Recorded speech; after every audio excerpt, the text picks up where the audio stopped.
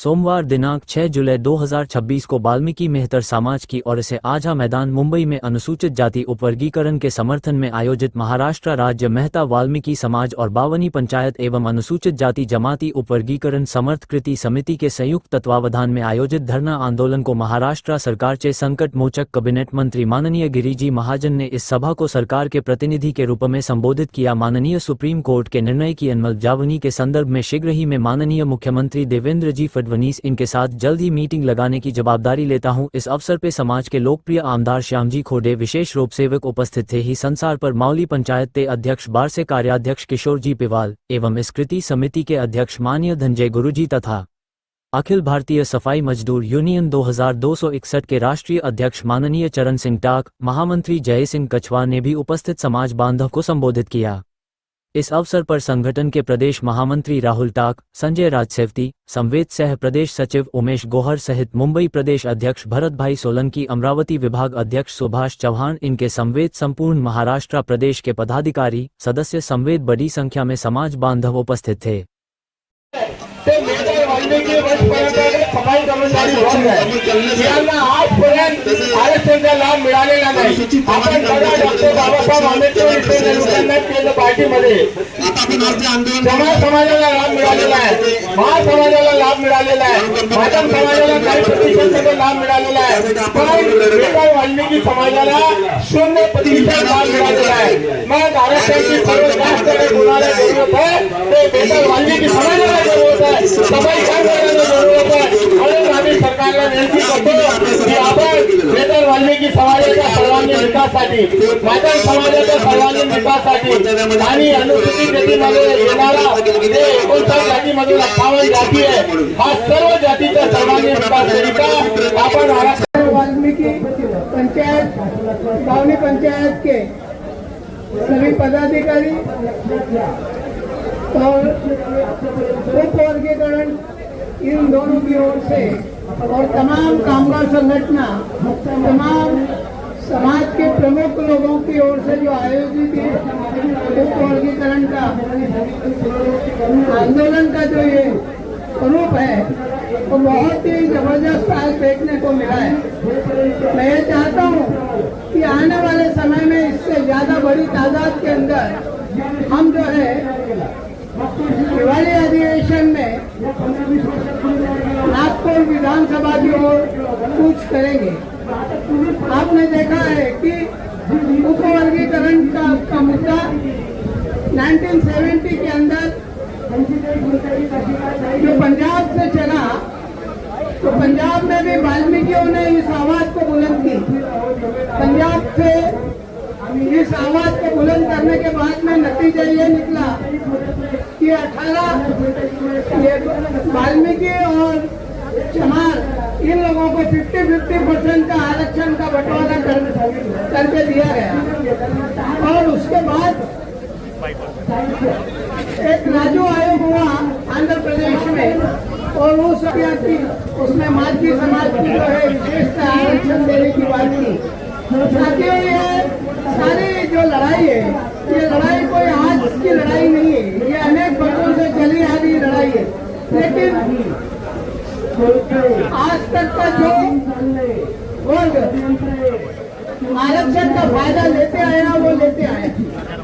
हम लोग जो है अपने यहाँ अपनी नौकरियों के अंदर व्यस्त थे, उन्होंने कभी आगे का विचार नहीं किया। और यही कारण है कि मातंग हो या फिर मेहतर हो, ये समाज जो है पीछे है। ये समाज पीछे क्यों है? क्योंकि हमने मातंग एकता और मातंग और मेहतर एकता के लिए करीब 15 वर्ष पहले से हमने विपुल फूट रखा है। और हम चाहते हैं कि कम से कम ये जो उपेक्षित जो जातियां हैं, ये दोनों भी जातियां एक जगह अगर आए तो कोई कितना भी विरोध करता है उससे हमें कोई फर्क पड़ने वाला नहीं है। और इसीलिए साथियों, आने वाले समय में बड़े पैमाने के अंदर हमको जो है अपने आरक्षण की लड़ाई को आगे बढ़ानी पड़ेगी। बजट समिति ने जो अहवाल बनाया, वो बजट समिति का अहवाल अभी गुलदस्ते में है, किसी को इसके बारे में पता नहीं कि बजट समिति ने क्या लिखा है। लेकिन उसके बाद में भी उनके उसके ऊपर ऑब्जेक्शन सजेशन मंगाए गए और ऑब्जेक्शन सजेशन जो है लाखों लोगों ने वो महाराष्ट्र गवर्नमेंट के पास में पेश किया है। महाराष्ट्र गवर्नमेंट के पास में वो पेश करने के बाद में सभी लोगों से विनती है कि कृपया अपनी अपनी जगह पे बैठो। मंत्री महोदय साहब अभी बहुत जल्द हमारे बीच में आएंगे, कृपया अपने अपने स्थान पर बैठिए आप। और ये सारी बातें जो है ये मैं इसलिए आपको कह रहा हूँ कि मेहतर वाल्मीकि समाज ने ये लड़ाई के लिए सर्वप्रथम वाल्मीकि अनुसूचित जाति एक आरक्षण आंदोलन की सुरुवात की। आपलं निवेदन घेण्यासाठी शासनाकडून मंत्री महोदय मंत्रालयातून निघालेले आहे। सर्व माध्यम बांधवांना विनंती आहे की थोड्याच वेळात या ठिकाणी मंत्री महोदय पोहोचणार आहे, कृपया पेंडॉल सोडू नये। आपले जे प्रतिनिधी आहेत त्यांना आपण पर्याप्त संधी दिली, अजूनही आपले माध्यम जे नेते आहेत त्यांना आपण इथे बोलण्यासाठी मंचावर बोलवत आहोत, तरी आपणास विनंती आहे की कृपया पेंडॉल मध्ये आपण बसावे। या ठिकाणी भोजनाची व्यवस्था झालेली आहे, ते भोजन सुद्धा तुम्हाला इथेच मिळणार आहे। साथियों, बहुत जल्द अभी हमारे बीच में मंत्री महोदय आने वाले हैं, कृपया अपना अपना स्थान ग्रहण करें। और ये जो है ये संयुक्त लड़ाई है मातंगों की भी और महतों की भी, इसलिए कृपया एक जगह बैठो और आने वाले समय का इंतजार करो क्या होने वाला है, क्योंकि ये जो लड़ाई है ये लड़ाई केवल वाल्मीकि समाज की लड़ाई नहीं है, तो मातंगों की भी लड़ाई है। इसलिए मेहरबानी करके अपनी अपनी जगह के ऊपर आप बैठिए। साथियों, ये आरक्षण की जो लड़ाई है ये लड़ाई अभी अभी धंधे गुरुजी बोल रहे थे, क्योंकि उन्होंने पहले ही बोल दिया है, तो अभी धंधे गुरुजी बोल रहे थे कि भाई मंत्री महोदय आने वाले हैं, तो मैं कोई ज्यादा वक्त आपका नहीं लेता हूँ। हमारे जय सिंह कछुआ जी ने आपके सामने सविस्तर अपनी बात रखी है। मैं इतना ही कहूँगा कि आने वाले समय में अखिल भारतीय सफाई मजदूर यूनियन और अखिल भारतीय सफाई मजदूर कांग्रेस ये जो संगठन है ये पूरी ताकत के साथ में समाज के हर लड़ाई के अंदर साथ में रहेंगी। इतना ही बोल करके अपने दो शब्दों का विराम देता हूँ। धन्यवाद। छत्रपती शिवाजी महाराज की भारत रत्न डॉक्टर बाबासाहेब आंबेडकरांचा लोकशाही अण्णाभाऊ साठेंचा मंचावर उपस्थित मातक समाज, वाल्मिकी समाज, इतर विविध समाज जे उपवर्गीकरणासाठी या ठिकाणी आलेले आहेत, ते सर्व नेते, सर्व त्यांचे कार्यकर्ते, उपस्थित बंधू आणि भगिनींनो, मी आपल्याला एक गोष्ट आधी सांगतोय, या ठिकाणी उपोषण भरपूर सुरू असतात रोज, पण गेल्या 4-5 वर्षापासून अशी पद्धतच नाही की मंत्र्यांनी इथे यावं, आपल्याला शिष्टमंडळात तिथे जावं लागतं, आमच्याकडे यावं लागतं 5 लोकांना, आम्ही त्याची चर्चा करतो, निवेदन घेतो आणि मग तिथे काय मार्ग निघतो निघतो। पण आज आपले आमदार साहेब आले सकाळपासून माझ्याकडे, आता मुख्यमंत्री महोदय मी डिझास्टरची जो पाऊस चालला आहे ते राज्यामध्ये सगळा हातकार मारलेला आहे, त्यावर बैठक झाली आणि त्यावेळेला तिथे आले आणि मला विनंती केली मोदयांना सांगितलं पाठवावंच लागेल, तर सगळे नियम तोडून आज अशा परिस्थितीमध्ये सुद्धा मी मुद्दामून तुम्हाला भेटावं या ठिकाणी।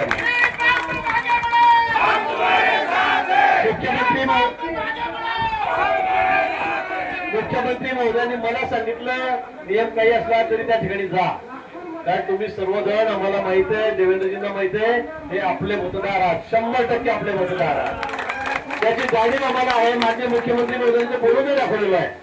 आपण सांगितलं की तुम्ही शब्द दिला होता, बैठक झालेली नाही, पण मला चांगलं आठवतं आपली चर्चा झाल्यानंतर मी शब्द दिल्यानंतर लगेच बैठक त्या ठिकाणी झाली। त्या ठिकाणी आमदार कांबळे होते, आमदार अमित आपले पुण्याचे गोरवे ते त्या ठिकाणी होते, तिथे मी पण होतो आणि बैठक त्या ठिकाणी झालेली होती। आता विषय असा झालेला आहे की मेहतर समाजाचे पदाधिकारी म्हणतात की आम्हाला बोलवलं नाही आणि म्हणून आमची बैठक झालेली नाही।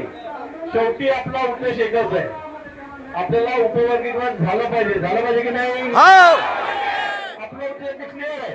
त्यामुळे बैठक कोणी घेतली कोण समाजचिन्ह नव्हता. आता सगळ्या समाजाने जर म्हटलं की वेगवेगळ्या की बैठक घ्या तर मुख्यमंत्री महोदय 10 समाजाशी बोलणार आहेत का? नाही. नाही. आपला उद्देश काय, आपला हेतू काय, आपली मागणी काय, ती फक्त आपल्या पदरात पडली पाहिजे. आणि सरकार त्या बाबतीमध्ये तुम्हाला माहिती आहे सरकारची भूमिका काय. मान्य देवेंद्रजीची भूमिका असेल, शिंदे साहेब असतील, पवार साहेब असतील, याची भूमिका काय. आणि म्हणून आपण काळजी करू नका. आपण सांगितल्याप्रमाणे वाटल्यास एकदा या 2 ते 3 दिवसामध्ये अधिवेशन संपण्यापूर्वी जर वादळ कमी झालं. आता मी आपत्ती व्यवस्थापन मंत्री, मी रात्रभर 1 तास झोपलेलो. बघितलं रात्री मी 2 ते 3, 4 वाजेपर्यंत मानपूरला होतो. सकाळपासून पुन्हा सगळ्या मिटिंग चाललेल्या आहेत. राज्यामध्ये अतिशय अपवादात्मक परिस्थिती आहे. एक महिन्याचा पाऊस एक दिवसामध्ये पडतोय. अतिशय कठीण. तुम्ही आला कसं काय एवढ्या संख्येमध्ये मला तेच कळत नाही या ठिकाणी.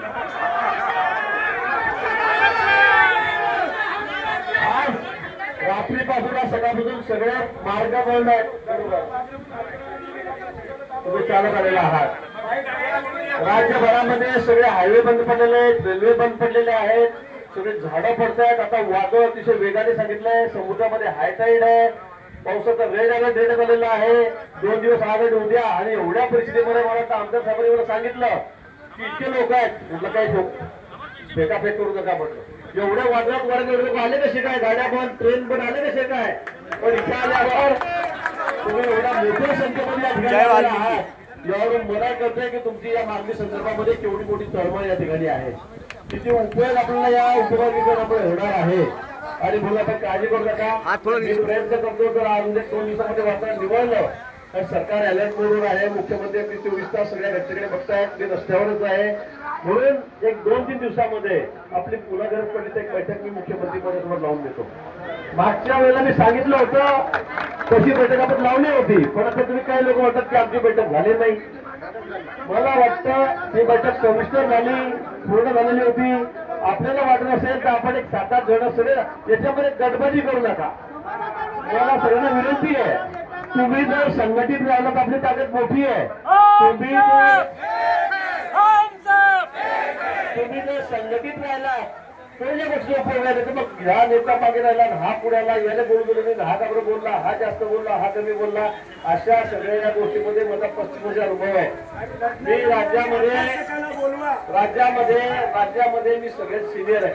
भाजपचे 150 आमदार आहेत. त्या 150 आमदार 60 टर्म असलेला मी मंत्री आमदार आहे. 15 वर्षाला मी मंत्री आहे. मला माहित आहे अशा अनेक संघटना आहेत. मग सगळे विभाग जातात. तो म्हणतो मी नेता, तो म्हणतो मी नेता, तो म्हणतो मी नेता. आपल्या बरोबर 10 समाज तर सगळ्यांच्या पत्रामध्ये आपल्याला ही मागणी आहे ती टाकायची आहे. आणि म्हणून आपण अपसंवाद घालू नका. हा कोण, तो कोण, मी कोण. आपल्याला जे पाहिजे टार्गेट ते मिळवायचं असेल तर आपल्याला एक राहावं लागेल. आता 5 बोट असे केले ते ताकद नाही. पण असं केलं नाही, टोसा मारला तर मात्र समोरचे दात निघतात. हे आपल्याला कल्पना आहे. आणि म्हणून माझी आपल्याला विनंती आहे की आपल्या मागण्या आपण साधिकपणे एकत्रितपणे आपण सरकारकडे मागितल्या पाहिजे. एकत्रितपणे आपण एकत्र झाला पाहिजे. एवढ्या मोठ्या संख्येमध्ये तुम्ही आलेला आहात निश्चितपणाची कल्पना आहे. मला फक्त भीती अशी की इकडे झाड पडायला नको इकडे. पण इतके झाडं पडतायत तुम्हाला सांगू शकत नाही. आणि म्हणून आता आपल्याला सुखरूप घरी पण जायचंय. त्यानंतर व्यवस्थित जायचंय. कुठेही म्हणजे झाडाखाली उभे राहू नका, गाडी उभी करू नका. पावसामध्ये कुठेही मोठा पूर आहे, नाल्यांना असेल, पुलावर असेल, पाण्यावर गाडी टाकू नका. जीव धोक्यात घालू नका. राज्यामध्ये कधी नव्हती अशी परिस्थिती आज आलेली आहे. एवढी गंभीर परिस्थिती या ठिकाणी आहे. आणि म्हणून तुम्ही काळजी करू नका. तुमच्या मागणी दिला आम्हाला आहे, सरकारला आहे, देवेंद्रजींना आहे, शिंदे साहेबांना आहे, सगळ्यांना आहे. आपण आपली मागणी पत्रात पडून घ्यायची असेल तर मी पुन्हा सांगेन की आपण सगळे एक संघ व्हा, एकत्रित व्हा.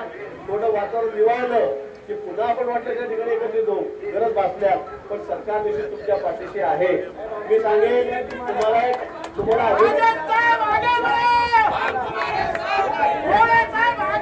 या उपवर्गीकरणासाठी अधिवेशनाची गरज नाही. कारण सुप्रीम कोर्टाने दिलेला निर्णय गरज नाही.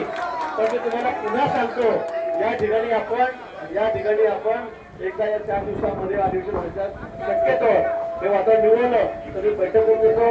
किंवा समजा 4 दिवसात नाही झालं कारण अधिवेशन चाललेलं आहे तर पुढच्या आठवड्यामध्ये अधिवेशन झाल्यावर देवेंद्रजींना मी या ठिकाणी विनंती करतो निश्चित आपण 10 जण त्या ठिकाणी या. पुन्हा आपण त्या ठिकाणी चर्चा करू की सरकार काय करतंय काय नाही. माझ्यापेक्षा अधिक या ठिकाणी देवेंद्रजी देवेंद्रजी या ठिकाणी सांगू शकतील आणि म्हणून मी सांगतो की 4-5 दिवस फक्त दम धरा आणि तुम्ही फॉलोअप करा. नाही तर मला इथे सांगायचं तुम्ही तुमच्या घरी मी माझ्या घरी माझ्या मागे 100 कामं असतात. तुम्हाला फॉलोअप करावं लागेल, तुम्हाला माझ्या पाठी लागावं लागेल, आमदार साहेबांना पकडावं लागेल. आपले आमदार आहेत. आपल्या या सरकारने जेवढे आपले आमदार दिले तेवढे निवडून आलेले नाही आणि म्हणून आपले लोकप्रतिनिधी त्या ठिकाणी आहेत. आपण सगळे मिळून पुन्हा एक बैठक साहेबांकडे करूया. मी त्याचं त्या ठिकाणी पुढाकार घेईन. आपल्याला माझ्या मागे तारीख घ्या, माझ्या मागे तारीख घ्या आणि आज मात्र बघा वादळ खूप मोठं सुटणार आहे, खूप वाईट परिस्थिती राज्यात येणार आहे. आपापल्या जीवाची सगळ्यांनी काळजी घ्या. म्हणजे हात जोडून विनंती आहे. आजचा दिवस करा, मोर्चासाठी मजा यायचा नाही या ठिकाणी. इतका बिझी मी रात्री एकदा मी मानखुर्दला रात्री नाशिकहून निघालो 10 वाजता झाल्याबरोबर 1 वाजता मानखुर्दला आलो, 3-4 वाजेपर्यंत तिथे होतो, 5-6 वाजता घरी आलो. सकाळपासून सगळ्या बांधणीमध्ये मी आहे. अनेक ठिकाणी घटना घडत आहेत, रस्ते बंद आहे, दरडी कोसळत आहे, रेल्वे बंद आहे. त्यामुळे मला वाटतं आता आपण वेळ सुधरून जा. आपण मी आठवड्याभरावर तुम्हाला तारीख घेऊन देतो. आपण बैठक करू, साहेबांना भेटू, त्यातून आपण निश्चित मार्ग काढू. एवढीच ग्वाही आपण या ठिकाणी पुन्हा या ठिकाणी देतो. पण मी पुन्हा सांगेन या गोष्टीसाठी उभं म्हणजे आपण सगळ्यांनी संघटितपणे एक राहा. इतके समाज येतं, सगळे नेते वाटून नका, तुम्हाला वेगळं त्याचं वेगळं त्याचं वेगळं, त्यातून आपल्या हातामध्ये काही येणार नाही. पण मी बघितलेलं आहे, मी बघतो आहे की या ठिकाणी आल्यापासून मला कळतं आहे. मी सांगितलं मी सगळ्यात सिनियर आमदार आहे, मंत्री आहे, मलाही कळतं आहे इथले वेगळं तिथले वेगळं हे असं होता कामा नये. आपल्याला जर आपल्या माणसात पंढरपूर केलं असेल तर आपण सगळे एकत्रित राहा, संघटित राहा. हेच माझं आपल्याला ठिकाणी सांगणं आहे. पुन्हा आपण सर्वांच्या या ठिकाणी आला तो स्वागत करतो. आता सुखरूप आपण घरी जा आणि मी या 8 दिवसामध्ये आपली एक बैठक आमदार साहेब आपण मुख्यमंत्र्यांकडे जाऊन घेऊ आणि निश्चित या विषयावर या उपयोगीकरणावर आपण मार्ग काढू. आता 10 नावं देताना भागणी करू नका, 10 नावं देताना भागणी करू नका की हा कसा आला, मी कसा घरी, तो कसा घरी, मी कसा आला. आपले लोकप्रतिनिधी ठिकाणी राहतील, आमदार राहतील, खासदार आपण जे असतील ते आणि आपल्या सगळ्यांना घेऊन आपण या ठिकाणी बैठक करू आणि या ठिकाणी निश्चित आपण मार्ग काढू. एवढी ग्वाही आपल्याला ठिकाण देतो. मला आता पुढे नाशिकला जायचं कारण नाशिकला गप्पी सांगितलेली आहे. खूप मोठा पाऊस सगळ्यात जास्त राज्यात नाशिकला होणार आहे म्हणून मला त्या ठिकाणी जायचं आहे. अनेक ठिकाणी त्या भागीदारी चाललेल्या आहेत, संकट आलेलं आहे. मी त्या खात्याचा मंत्री, आपण ती व्यवस्थापन करा म्हणून मला 24 तास त्या ठिकाणी लक्ष द्यायचं आहे. पुन्हा आपल्याला सगळ्यांचं स्वागत करतो, आपल्याला आश्वासित करतो आपण काळजी करू नका. आपल्याला जे अपेक्षित आहे ते निश्चित आपण आपल्या पत्रामध्ये पाडून घेऊन ते होणार आहे एवढंही आपल्याला ठिकाणी सांगतो आणि माझ्या पुढच्या कामासाठी मी निघतो. धन्यवाद. जय हिंद, जय महाराष्ट्र.